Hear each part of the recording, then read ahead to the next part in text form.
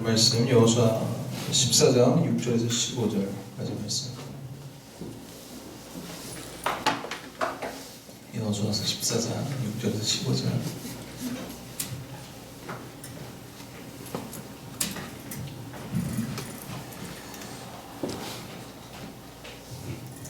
이 장면이 이렇게 아까 했던 것 같은데.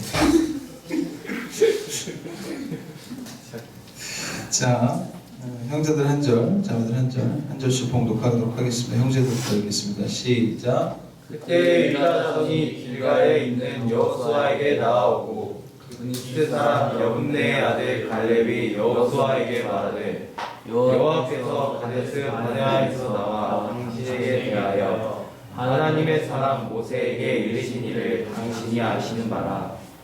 내 나이 40세에 여호와의 종 모세가 가데스 바네아에서 나를 보내어 이 땅을 정탐하게 하였으므로 내가 성실한 마음으로 그에게 보고하였고 나와 함께 올라갔던 내 형제들은 백성의 간담을 웃게 하였으나 나는 내 하나님 여호와께서 충성하였으므로 그날에 모세가 맹세하여 이르되 내가 내 하나님 여호와께 충성하였은즉 내 발로 밟는 땅은 영원히 너와 내 자손의 기업이 되리라 하였나이다. 이제 보소서 여호와께서 이 말씀을 모세에게 이르신 때로부터 이스라엘이 광야에서 방황한 이 45년 동안을 여호와께서 말씀하신 대로 나를 생존하게 하셨나이다. 오늘 내가 85세로되 모세가 나를 보내던 날과 같이 오늘도 내가 여전히 그러하니 내 힘이 그때나 지금이나 가서 싸움에나 출입에 감당할 수 있으니 그날에 여호와께서 말씀하신 이 산지를 지금 내게 주소서. 당신도 그날에 들으셨거니와 그곳에는 많은 사람이 있고 그 성읍들은 크고 견고할지라도 여호와께서 나와 함께 하시면 내가 여호와께서 말씀하신 대로 그들을 쫓아내리라 하니 여호수아가 여분네의 아들 갈렙을 위하여 축복하고 헤브론을 그에게 주어 기업을 설계하매 헤브론이 그리스 사람 여분네의 아들 갈렙의 기업이 되어 오늘까지 이르렀으니 이는 그가 이스라엘의 하나님 여호와를 온전히 쫓았으리라. 헤브론의 이름은 기럇 아르바라 다른 사람 가운데에서 가장 큰 사람이었더라. 그리고 그 땅에 전쟁이 그쳤더라. 아멘. 아멘. 요새 뉴스를 자주 보나요? 저는 뭐 자주 봐요. 저는 이제 사실 뉴스를 잘은 안 보는데 요새는 코로나 때문에 뉴스를 사실은 뭐 매일 보는 것 같아요. 틈틈이 요새 계속 운전하면서 계속 뉴스 보는데 이런저런 뉴스를 보면 불안함과 걱정은 사실 더욱 커져갑니다. 위기라는 거는 위기가 위기다 하면 그게 점점 커지는 것 같아요. 코로나가 지금 뭐 엄청 심각하다, 전 세계적으로 어마어마하다, 그러면서 사실은 계속 심각성을 이야기하고 있으면 우리가 피부로 느끼는 건 사실 그 정도 위기는 아닌데 사실 그 위기감과 불안함은 더 커져만 간다는 거죠. 우리가 위기가 위기임을 고백하는 것이 아니라 위기가 기회임을 고백해야 할 때인 것 같습니다. 저 여러분들 삶에 지금의 이런 지금 여기 신입생들이 좀 있지만 신입생들은 학교도 못 가고 근데 사실은 이 친구들은 또 이 위기가 또 다른 기회가 되길 소망합니다. 왜냐하면 지금 고3보다는 더 낫거든요. 얘네들 신입생 참 안타깝다 학교도 못 가고 하지만 고3보다는 나아요. 그러니까 여러분들의 위기는 또 다른 기회가 될 수 있음을 반드시 기억했으면 좋겠습니다. 모든 시대마다 세대마다 위기는 옵니다. 그리고 이 코로나가 끝나면 또 다른 위기가 찾아올 거고요. 더 빠른 주기로 온다고 이야기하죠. 메르스에서 지금까지 3년 걸렸고 사스에서 메르스까지 5년 걸리고 이게 조금씩 주기가 짧아진다고 얘기합니다. 그럼 이제 코로나 다음에 더 짧아지겠죠. 그럼 어떤 동물에 또 바이러스가 올지 모르죠. 근데 이게 그 전에도 중국 사람들이 그 박쥐 먹었다 그러죠. 그러니까 이게 이제 와서 터진 이유가 반드시 있을 거라는 거죠. 그러니까 모든 사건과 위기는 하나님의 메시지를 담고 있습니다. 그것을 여러분들의 삶에 적용하고 가정에 적용하고 교회에 적용하고 여러분들의 그 곳곳에 있는 공동체 속에서 왜 하필 지금 나에게 이 위기가 왔을까에 대해서 여러분들을 생각하고 그것을 메시지 삼아서 내 삶을 또한 내가 살 수 있는 만큼 성실하게 살아내는 것이 우리가 이 위기를 기회로 돌파할 수 있는 은혜가 될 줄 믿습니다. 저 여러분들이 이 코로나와 같은 우리의 인생 아닙니까? 끝날 것 같지만 끝나지 않는, 마치 이제 다 된 것 같은데 아직도 계속 되어지는 우리의 삶과 비슷한 것 같습니다. 막상 내 삶은 그리 사실 변한 건 없습니다. 여러분들 삶이 뭐 이렇게 크게 변한 건 없잖아요. 그냥 사이버 강의 듣는 거, 뭐에 좀 더 달라진 거 아닙니까? 그죠? 여전히 쉬는 날은 늦게 일어나고, 그죠?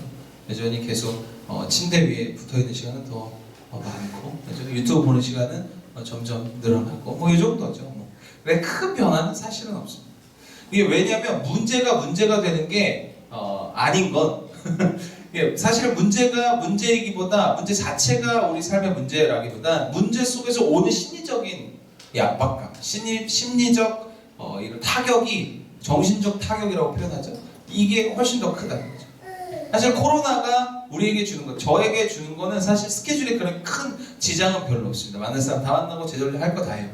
여전히 바빠요. 근데 심리적으로 타격이 있는 거예요. 왠지 그냥 뭐 하기 싫어. 왠지 모르는데 뭔가 이렇게 손에 안 잡혀요. 이게 결국 심리적, 정신적 타격이라는 거죠. 이런 속에서 우리가 우리 삶의 태도를 어떻게 해야 될 것인가? 우리는 반드시 질문해야 되는 것 같습니다. 무언가 이렇게 의욕을 꺾는 듯한 그런 일들이 이 코로나뿐만 아니라 우리 삶의 곳곳에 앞으로 올 거라는 거죠. 뭔가 내가 열심히 하려고 하는데 그 의욕을 꺾어. 뭔가 이렇게 하려고 하는데 뭔가 이렇게 안 돼. 내가 이렇게 의지가 안 생겨. 이런 것들이 반드시 우리 삶에 자주 찾아올 거라는 거죠. 이럴 때 우리가 진짜 지켜야 하고 붙들어야 될 걸 잘 지키고 붙들어야 되는 줄 믿습니다. 위기가 오면 꼭 사단이 건드는 게 뭐냐면 본질이에요. 꼭 위기 속에, 문제 속에 사단은 꼭 본질을 건드립니다. 가정의 본질이 뭐냐? 관계의 본질이 뭐냐? 부부의 본질이 뭐냐? 교회의 본질이 뭐냐? 꼭 본질을 건드는 게 사단의 방법이라는 거죠. 여러분들 삶의 본질을 자꾸 건들 겁니다. 여러분들 왜 태어났냐? 왜 있냐? 왜 학교 갔냐? 이런 부분들을 여러분들 반드시 점검하셔야 돼요. 우리의 삶의 본질을 자꾸 지키지 못하도록 위기를 통해서 사단은 공격할 것입니다. 우리는 위기일수록 감정과 감각에 무뎌져야 하고 사람들의 소리에 둔감해야 하며 그럴수록 우리는 영적인 소리 하나님의 말씀에 집중하고 예민해져야 되는 줄 믿습니다. 우리는 철저히 변하지 않아야 될 것들을 잘 지켜가야 합니다. 이럴수록 자꾸 사단은 우리가 지켜야 할 것들을 자꾸 넘어뜨리려 합니다. 우리의 패턴들을 자꾸 넘어뜨리려 할 거고 우리가 생활하는 삶의 밸런스라고 표현하죠. 그런 것들을 자꾸 무너뜨리려 할 겁니다. 지금 몇 시에 일어나? 윤영아. 학교 갔으면 8시에 일어나고 7시에서 부지런히 내 삶을 살아야 될 윤영이가 지금은 10시, 11시에 일어난단 말이죠. 상호야, 그치? 지금 강릉을 불이 나게 왔다 갔다 해야 되는 그 부지런한 삶을 살아야 함에도 불구하고 지금은 침대 붙박이가 되어서 강의도 침대에서 듣죠? 약간 이런 거죠. 이게 안 봐도 CCTV 위에 있는 잘 봐라. 이게 그런 거예요. 그러니까 우리를 점점 나태하고 게으르게 만들어가는 것이 사실은 위기, 더 큰 위기라는 거죠. 우리의 삶. 오늘 본문을 통해서 주신 하나님의 메시지가 여러분들의 삶을 깨어지길 소망합니다. 여러분들의 삶에 변화를 주는 메시지이길 소망합니다. 오늘 여호수아를 보면서 오늘 이제 2인자 이 갈렙이라는 사람이 나옵니다. 이 여호수아 갈렙 많이 들어봤죠? 이 갈렙은 어떤 사람이었죠? 정탐꾼 12명 중에 한 명이었습니다. 유일하게 10명을 제외한 이 2명만이 여호수아와 갈렙만이 하나님의 약속을 믿고 보고한 사람입니다. 오늘 성경은 성실한 마음으로 보고하였다라고 표현해요. 그러니까 2인자라는 건 이 지금 전 이스라엘 60만이 넘는 이 사람의 지도자라는 얘기입니다. 거의 2인자면 우리가 생각하는 그 정도 2인자가 아니라 한 나라의 2인자면 어마어마한 권력과 어마어마한 공도를 세운 사람이라는 거죠. 이 가나안 땅에 들어오면서 또 그렇게 표현하죠. 10명은 못 들어갔고 2명만 들어왔어요. 그렇죠? 그러니까 10명의 그 세대, 여호수아 세대가 다 못 들어왔습니다. 가나안 땅에. 근데 누구만 들어왔어요? 여호수아 갈렙만 들어왔어요. 그러니까 이 엄청난 공로를 세운 사람들이 여호수아 갈렙이에요. 근데 오늘 유다 지파 이 갈렙 명문 지파잖아요. 예수님 족보 아닙니까? 유다 지파가. 그리고 유다 지파 이 명문 지파의 2인자 엄청난 공로를 세운 이 갈렙이 지금 이 상황에서 가나안 땅을 분배하는 상황에서 어떻게 요구하고 있는지를 봐야 돼요. 무엇을 요구하고 있는지를 봐야 됩니다. 특별한 요구를 합니다. 어떤 요구를 해요? 오늘 헤브론 땅 아직 미정복진 이 헤브론 땅 그것도 아낙 자손 중 가장 큰 사람 가장 전쟁에 능한 자들이 모인 가장 힘센 사람들이 모인 그곳을 나에게 주십시오 이렇게 이야기해요. 여기서 주시는 하나님의 메시지는 정확히 분명합니다. 첫 번째 이 오늘 갈렙의 태도를 통해서 주시는 하나님의 메시지는요. 위기의 순간일수록 약속하심에 합당한 약속하심에 근거한 간구를 해야 된다는 거예요. 오늘 모세에게 약속한 대로 이렇게 표현해요. 갈렙은 이미 40년 전에 가나안 땅을 처음 정탐했을 때 모세에게 약속하신 대로 이렇게 표현해요. 그러니까 이미 갈렙에게 특별한 하나님의 은혜가 있을 걸 이미 40년 전에 약속하셨어요. 그 약속을 근거해서 오늘 간구합니다. 특별한 요청을 해요. 근데 그 요청이 본인의 편안함을 누리려는 요청이 아닙니다. 이미 가나안 땅 많이 정복했어요. 그러면 2인자야. 나 누릴 수 있어. 편안하게 누릴 수 있어.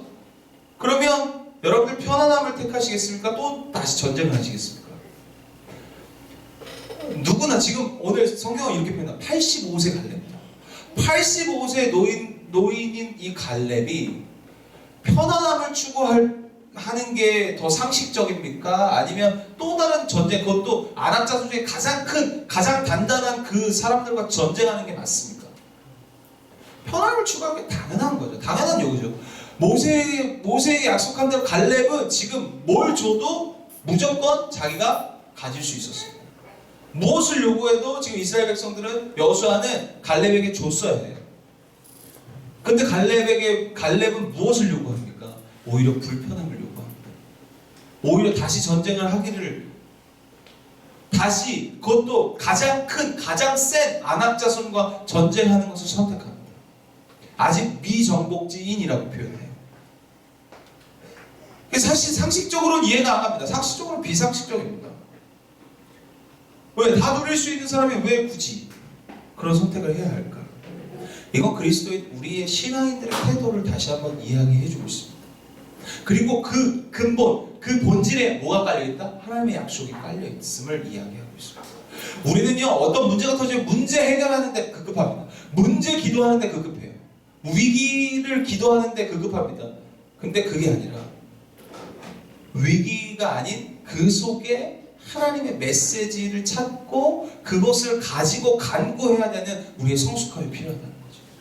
그냥 단순히 위기가 위기여서 그 위기 하나님 이거 빨리 끝나게 해주세요가 아니라 하나님 위기 속에서 우리가 무엇을 찾아야 할지 하나님 위기 속에서 내가 무엇을 해야 할지 주님 알려주십시오. 그리고 그것을 알 때 그것을 간구하는 거예요. 그게 성숙한 신앙입니다.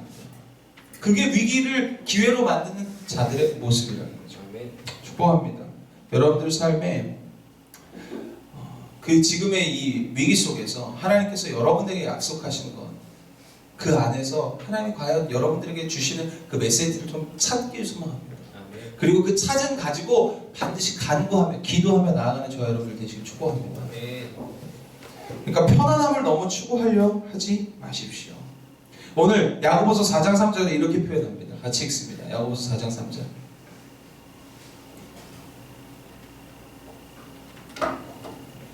읽습니다. 시작.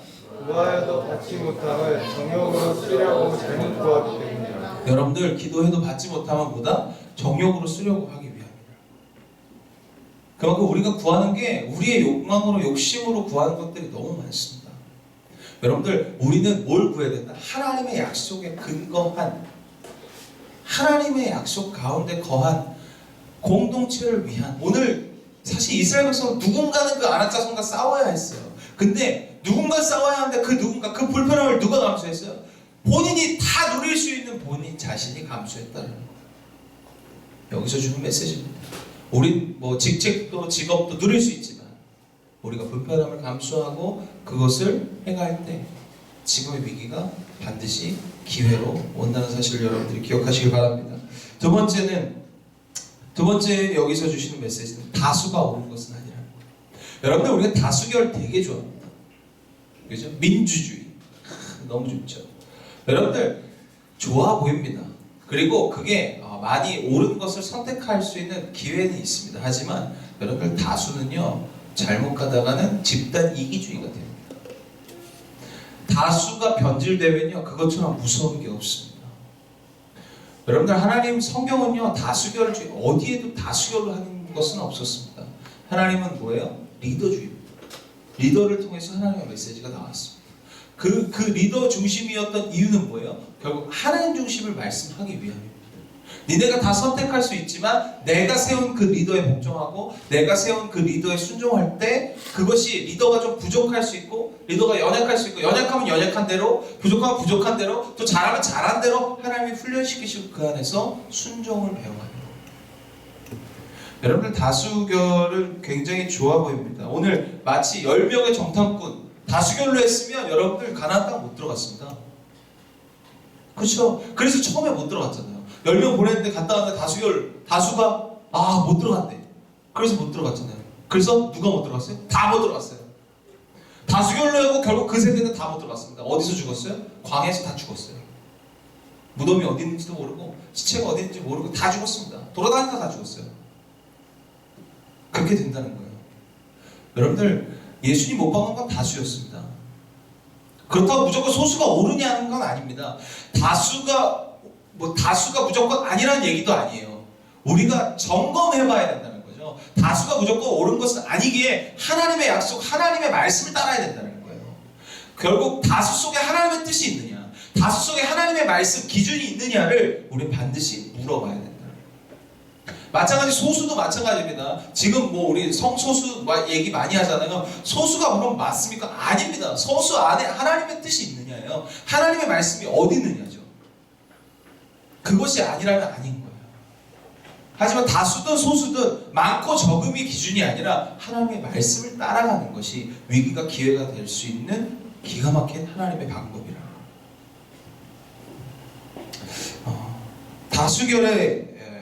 다수의 의견을 수렴하는 좋은 취지가 있지만 변질되면 굉장히 무섭습니다. 집단 이기주의가 될 수 있고 맹목적으로 따라가는 우상이 될 수 있다라는 거죠. 하나님의 뜻은 사람이 많고 적음이 있지 않고 하나님의 마음을 품은 갈렙 같은 사람들에게 있습니다. 하나님 리더를 세우시고 공동체의, 가정의, 교회의, 직장의, 학교의 리더를 세운 이유가 있다는 거죠. 그러니까 지금 이 코로나의 위기 속에서 지금 대한민국의 리더들은 잘하고 있습니다. 그러니까 우리는 계속 기도해야 합니다. 그들이 지혜롭게 하나님의 말씀 가운데 잘 정치할 수 있도록 기도해야 되는 건 우리가 해야 될 몫입니다. 그냥 그들이 이거 이렇게 하는 저렇게 하는 욕할 게 아니라 우리가 그들을 위해서 기도해 줘야 되는 것이 우리가 이 위기를 기회로 삼는 자들의 모습임을 여러분들이 기억하시길 바랍니다. 고린도전서 10장 5절 같이 읽습니다. 같이 읽습니다. 시작. 그러나 그들의 다수를 하나님이 기뻐하지 아니하셨으므로 그들이 광야에서 멸망을 받았느니라. 그래서 모든 세대가 다 죽었다 이렇게 표현합니다. 그러니까 우리가 하나님이 기뻐하시는 게 참 중요해요. 다수와 적고 많음이 중요한 것이 아니라 하나님의 말씀이 있느냐, 하나님이 기뻐하시는 길이냐, 그것을 선택하는 저와 여러분들 되시길 소망합니다. 그러니까 여러분들 게으른 거 하나님이 기뻐하실까요? 이거 물어보면 당연히 답 여러분들 스스로가 알고 있습니다. 10시까지, 11시까지 쳐 자는 거 여러분들 하나님이 기뻐하실까요? 이거 내가 중고등부 때 설명한 건데 여러분들이 이미 알고 있습니다. 근데 그 알고 있는 걸 여러분 삶으로 사는 게 신앙입니다. 믿으시기 축복합니다. 오나 신났어. 기타를 사줬네요. 뭘로 든 거예요?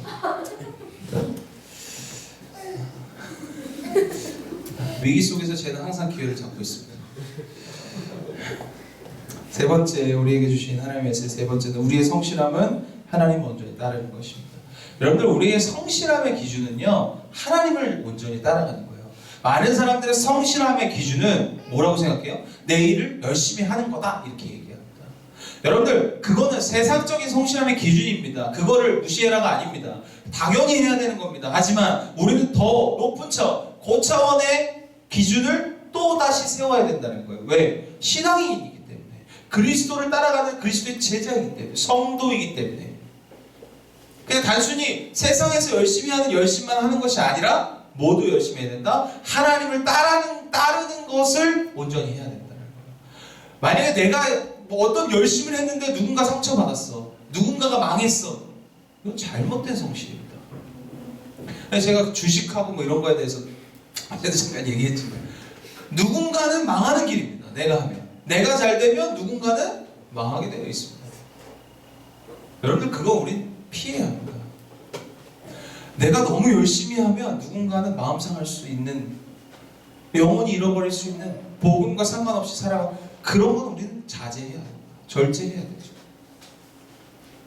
그러니까 우리 열심히 하는 거 좋은데 그 열심이 어떤 기준이냐, 하나님을 따라가는 것에 부합하느냐, 합당하느냐, 이것도 우리는 바라봐야 한다는 거예요. 이 기준을 우리 설정할 때 하나님, 우리는 성실하다 이야기할 수 있다는 거예요. 오늘 본인 스스로가 성실하게 보고했다고 이야기해요. 아니 12명의 정탐꾼이 다 성실했죠. 다 그 적군까지 들어가서 다 해왔잖아요. 열심히 조사해서 12명이 들어갔다 목숨을 걸고 12명이 갔다 온 거 아닙니까? 성실한 거죠.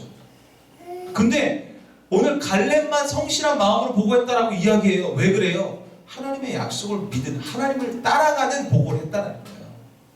그러니까 우리의 삶도 마찬가지라고. 성실히 하는 건 당연히 해야 되는 거고, 그것도 못하면 온이랑 노세요. 온이랑 친구하세요. 온이는 진짜 힘들 거야, 그치? 내가 생각해도 온이 많이 힘들 것 같아. 나랑 사는 게. 빨리 분가해 시켜야겠어. 가만히 안 둘 거 아니야. 게으르면 맨날 쳐잔다고 때리고.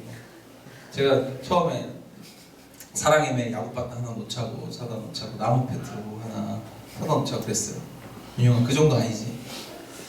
너 감사하면서 알았지? 나 같은 아빠를 만났으면 진짜 쉽지 않았을 거야. 10시까지 쳐자? 대갈통을 맞았을 거야. 성실하게 사는 거 너무 중요해요. 하지만 그거보다 더 중요한 고차원의 기준은 하나님을 온전히 따라가느냐, 이게 더 중요하다고. 그래서 더 사는 것보다 더 중요한 건 하나님을 온전히 따라가느냐, 올바른 방향을 설정하며 가느냐, 이게 진짜 중요하다는 사실을 여러분들이 기억하시길 바랍니다. 그래서 미가서 6장 8절 같이 읽습니다. 같이 읽습니다. 시작. 사람아, 주께서 선한 것이 무엇임을 내게 보이셨나니 여호와께서 내게 구하시는 것은 오직 정의를 행하며 인자를 사랑하며 정당하게 하나님과 함께 행하는 것이 아니라. 사람아, 주께서 선한 것이 무엇임을 내게 보이셨나니, 이미 주님은 우리의 선한 것을 우리에게 보이셨습니다. 그럼 그걸 따라가야지, 그렇죠? 우리의 성실함을 살아가지만 결국 하나님이 우리에게 보이신 그 선함을 우리는 따라가야 돼. 그게 신실하고 그게 성실한 거라는 거죠. 고린도서 3장 22절 같이 읽습니다. 시작. 너희들아, 모든 일을 주의 상전들에게 순종하되 사람을 기쁘게 하는 자와 같이 눈가림만 하지 말고 오직 주를 두려워하여 성실한 마음으로 하라. 주를 두려워하여 뭐하라? 성실한 마음으로 하라. 여러분들, 우리가 하는 그 성실이 하나님을 온전히 따라가는 성실이길 소망합니다. 그때 세상의 성실한 기준도 당연히 지켜야 하겠지만 우린 더욱 높은 가치의 기준을 따라가서 하나님의 말씀을 따라가는, 하나님의 말씀을 쫓아가는, 또 그 기준에 합당한 하나님이 기뻐하시는 일 속에 행하는 저와 여러분들 되시길 소망합니다. 위기의 순간은 이번 코로나 끝나도 찾아옵니다. 위기일수록 우리는 우리의 삶을 성실하게 살아야 하며 하나님의 기준 안에서 성실한 것을 추구하며 살아갈 때 그 위기는 더 이상 내 삶의 위기가 아니라 기회가 된다는 사실을 여러분들이 기억하시고 그것을 믿고 담대하게 나아가는 저와 여러분 되시길 소망합니다.